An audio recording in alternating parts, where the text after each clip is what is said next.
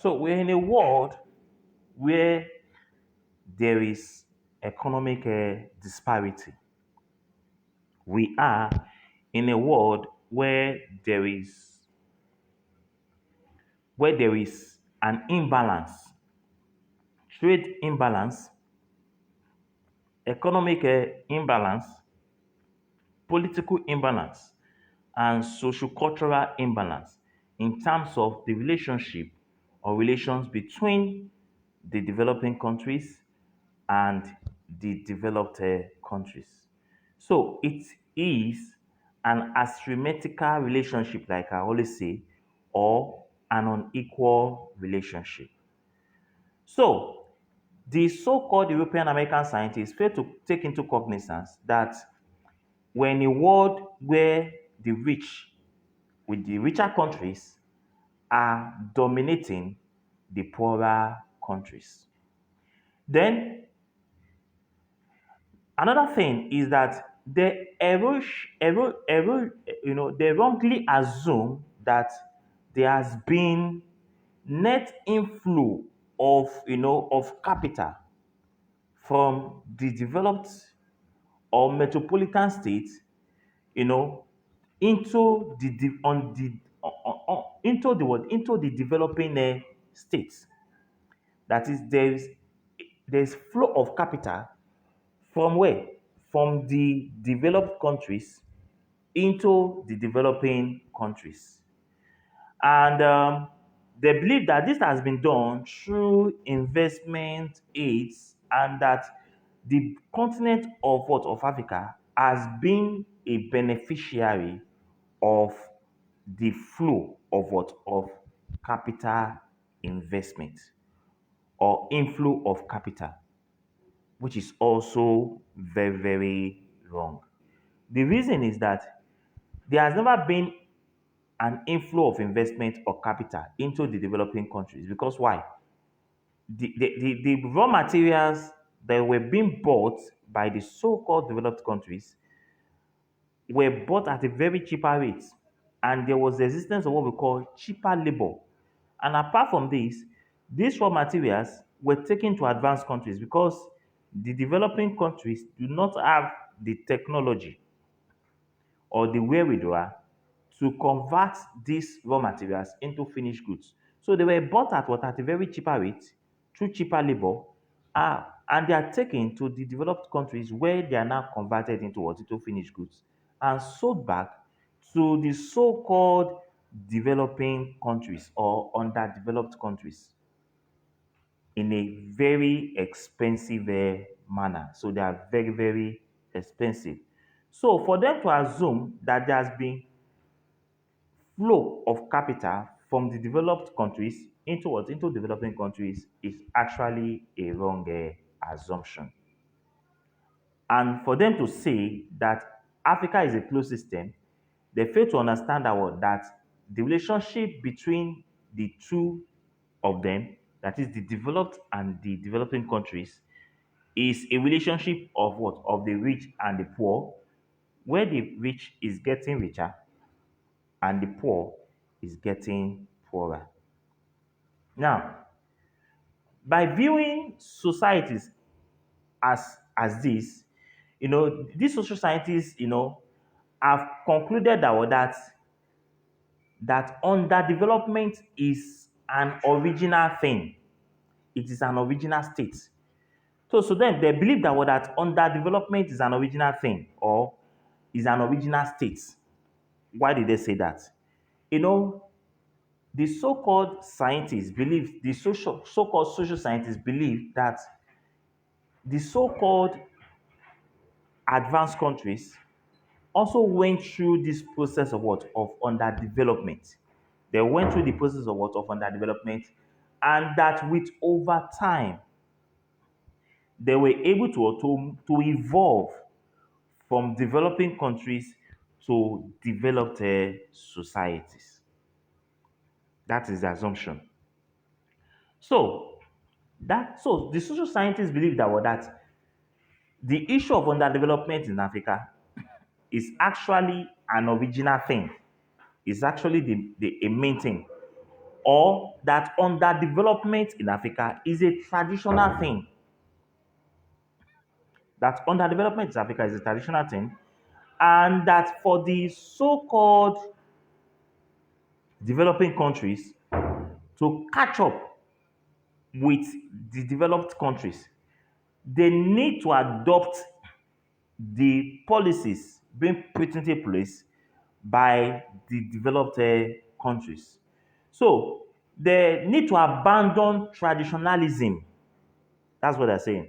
So developing countries must abandon traditionalism, you know, and embrace the so-called what modernization theory, which is seen as the alpha and the omega, which is seen as what as the alpha and the omega.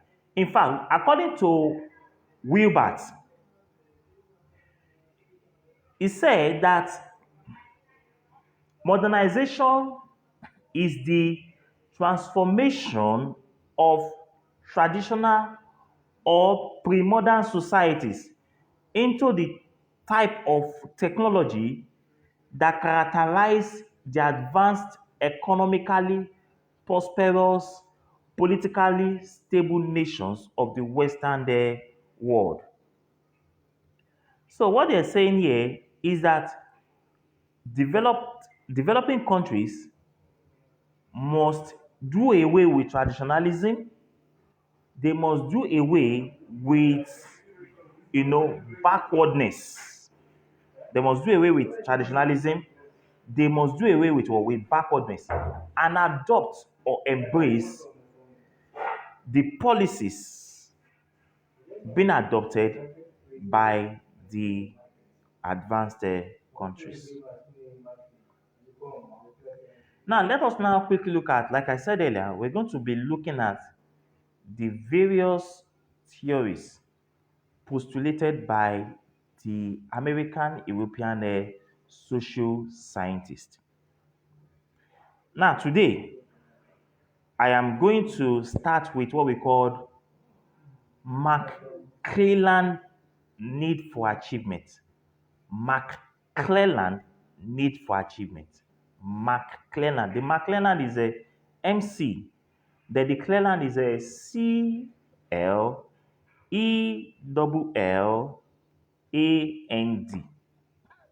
McClelland need for achievement. So McClelland came up with the theory of modernization based on the need for achievement. So McClelland, in order to, come out with this theory, he claimed to have discovered a motivational drive which he labeled need for achievement. Need for achievement in one of his books titled The Achieving Society. So, McClelland wrote the book on the Achieving Society. So, he adopted or discovered a motivational drive in the need for achievement in one of his books called The Achieving Society. So, in order to, come up with this theory, he adopted or discovered what we call laboratory testing. Laboratory testing. So his theory was based on laboratory testing, and it was based on what? On motivational drive. Now let's quickly dive into the need for achievement by McClelland. According to McClelland,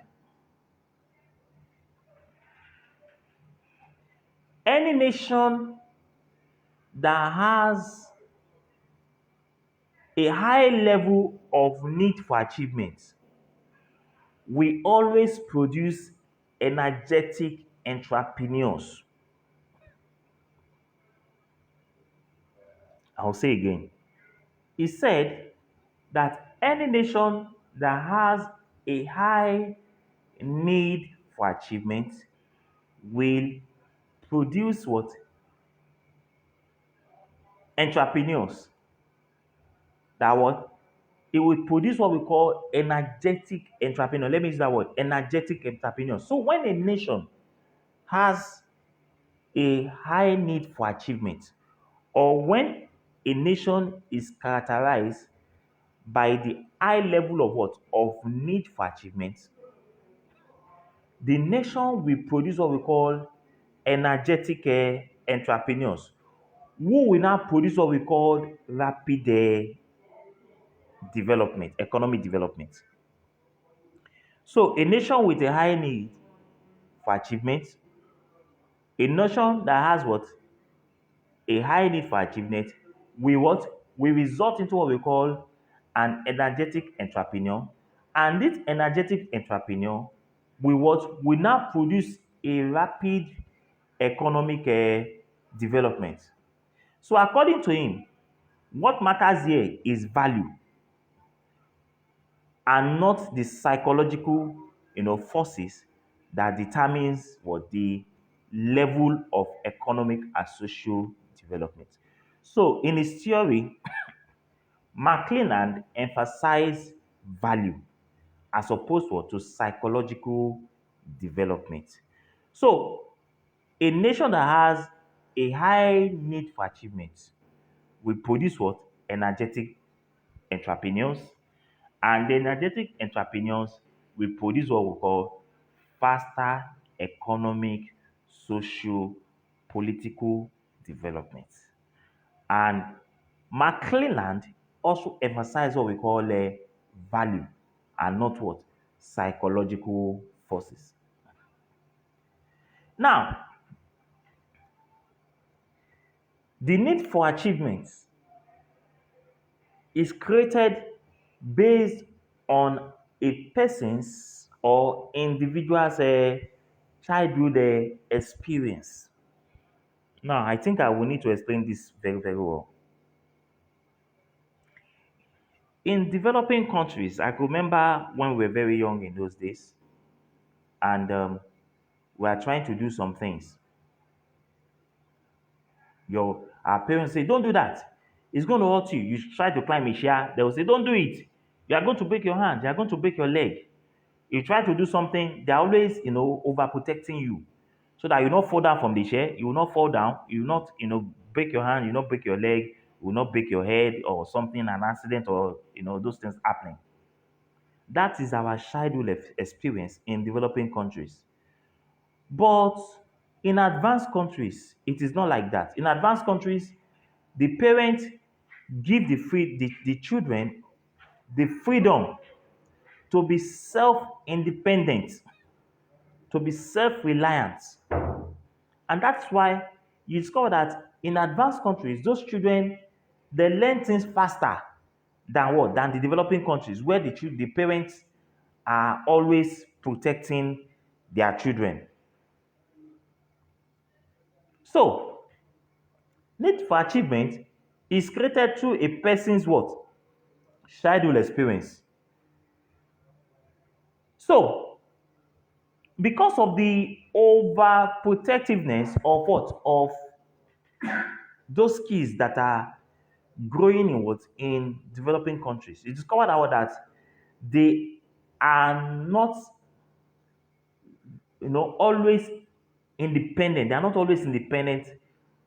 As they grow up, these things tend to affect them. But in advanced countries, the children are given the privilege to exploit themselves.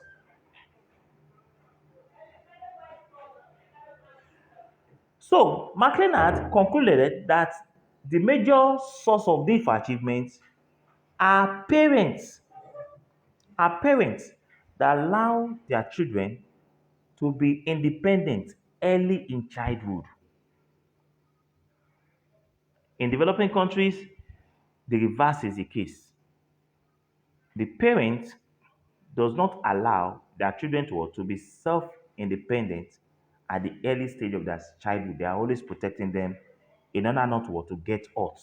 But in advanced countries, the parents gives the children the privilege to explore, to adventure, to advance, to see life in different.